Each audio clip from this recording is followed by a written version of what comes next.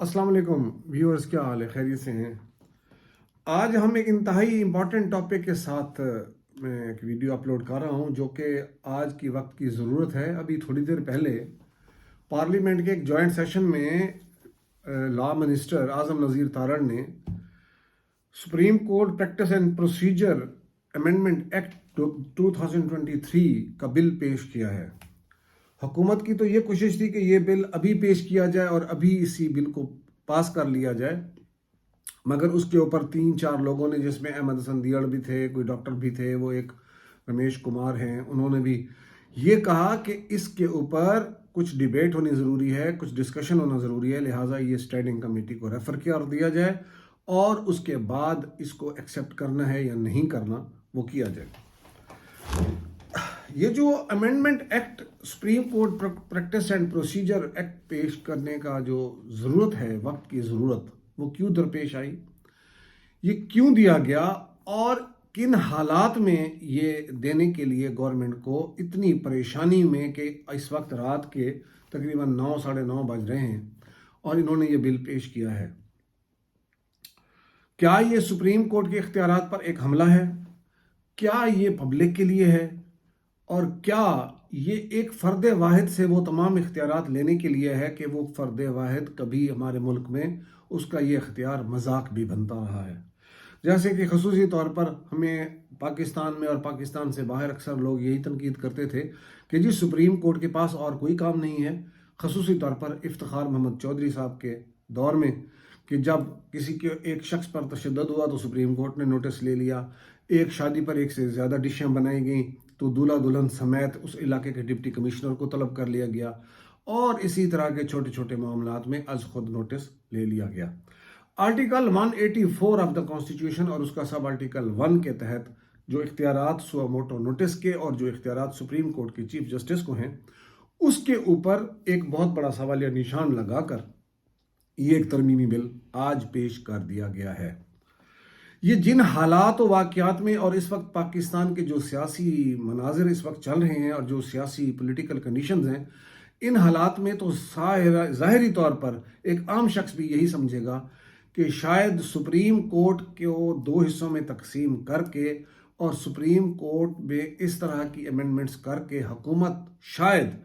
इस तरह के कानून साजी चाहती है कि कोई भी इस तरह का फैसला सुप्रीम कोर्ट उनके खिलाफ ना करे।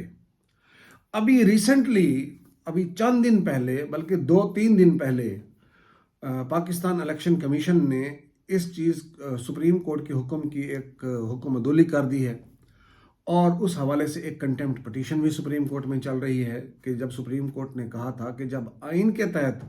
ये ज़रूरी दिया गया है कि जब असम्बलियाँ तहलील होंगी तो 90 दिन के अंदर इलेक्शन होगा और सुप्रीम कोर्ट ने इसके ऊपर एक सुओ मोटो एक्शन भी लिया, पटिशन भी आई और सुप्रीम कोर्ट के चीफ जस्टिस के साथ जो बेंच था उन्होंने ये ऑर्डर किया कि 30 अप्रैल तक आप हर सूरत इलेक्शन करवाएं। लेकिन बदनसीबी इस मुल्क की हमेशा से, जब से ये पाकिस्तान बना है, हमारे इदारों की आपस में कोऑर्डिनेशन नहीं रही। हमारे इदारे किसी फ़र्द वाहिद को खुश करने के लिए और किसी फ़र्द वाहिद को नुकसान पहुंचाने के लिए हमेशा वो काम करते रहे हैं जिससे हमारी कौम, हमारा पाकिस्तान, हमारे पाकिस्तान की आवाम ज़लील व ख्वार हो रही है। किसी को ये एहसास नहीं है कि लाखों करोड़ों लोग जो आटा लेने के लिए लाइन में लग जाते हैं, कभी उनका मसला भी सोचा है?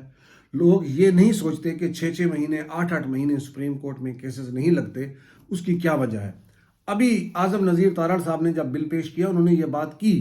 कि अर्ली हियरिंग की हमारे पास ऑप्शन नहीं है, अर्जेंट मैटर की ऑप्शन हाई कोर्ट में है, सुप्रीम कोर्ट में नहीं है। केस दायर कर दिया जाता है और फिर वो 6-6 महीने, 7-7 महीने, 8-8 महीने वो फिक्स ही नहीं होता। यहाँ तक तो ये बात बहुत जेन्युइन है। और जहाँ तक सुप्रीम कोर्ट के बेंच के हवाले से कि जी सुप्रीम कोर्ट का जो अज खुद नोटिस होगा या कोई एक ऐसा मामला होगा जिसमें अवामी मफाद का मामला होगा, उसको कम अज़ कम 3 रुकनी जजेस पहले फैसला करेंगे कि क्या इसको समाअत के लिए रखा जाए या ना रखा जाए, और अगर रखा जाए तो कितने जजेस का बेंच इसको समाअत करे, ये फैसला भी वही 3 रुकनी बेंच करेगा।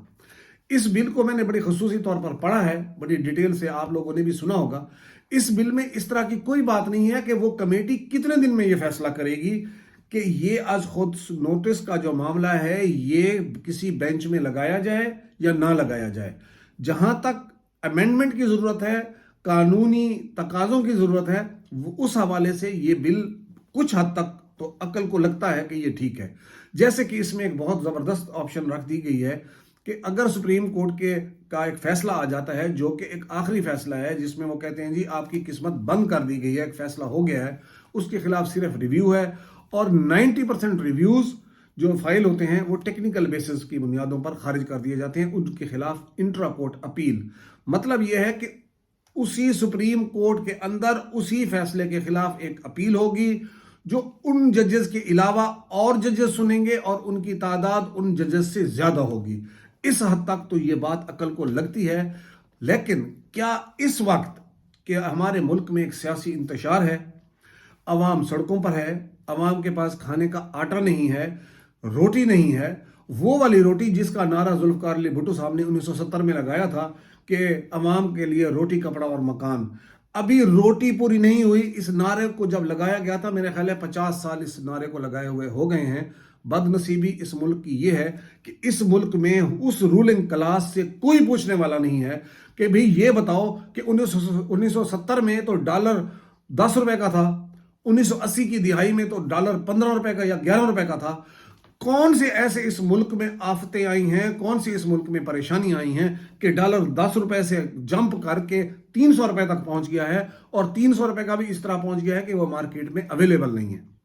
مگر اس ملک میں عوام کے لیے سوچنے والا کوئی نہیں ہے. اس ملک میں آٹے کا کرائسس کیوں آیا،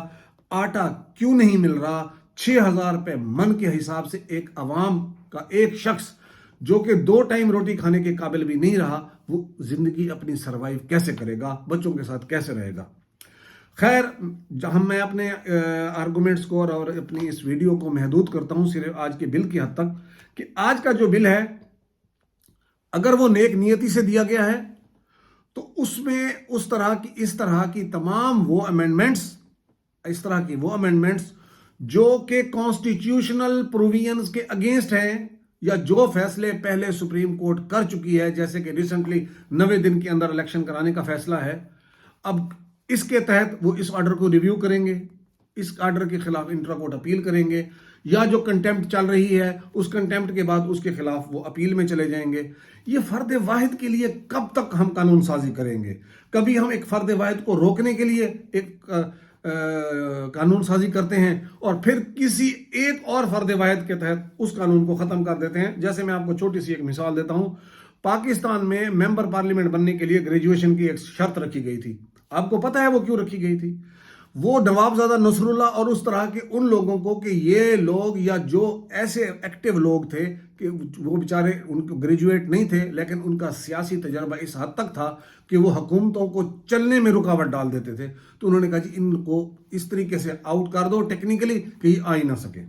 اور پھر ایک فرد واحد کو پریزیڈنٹ آف پاکستان بنانے کے لیے، ایک فرد واحد کو اس ملک میں حکومت لانے کے لیے وہی گریجویشن والا قانون ختم کر دیا گیا.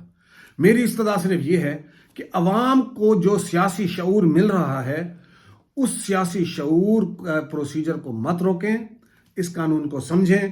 اور اس قانون کے تحت یہ جو آج امینڈمنٹ بل آیا ہے اس کو نیک نیتی کے ساتھ کرنے کے لیے عوام کو اس کا کانفیڈنس میں لینا بہت ضروری ہے. کیا یہ amendment supreme court procedure and practice act جو 2023 کا آج پیش کیا گیا ہے، کہیں اس کے پیچھے ہمارے آلریڈی کانسٹیٹیوشنل پروویژنز کی وائلیشن میں تو نہیں جا رہے؟ یہ ایک لمحہ فکریہ ہے، اس کو سوچئے. بہت شکریہ. اللہ حافظ.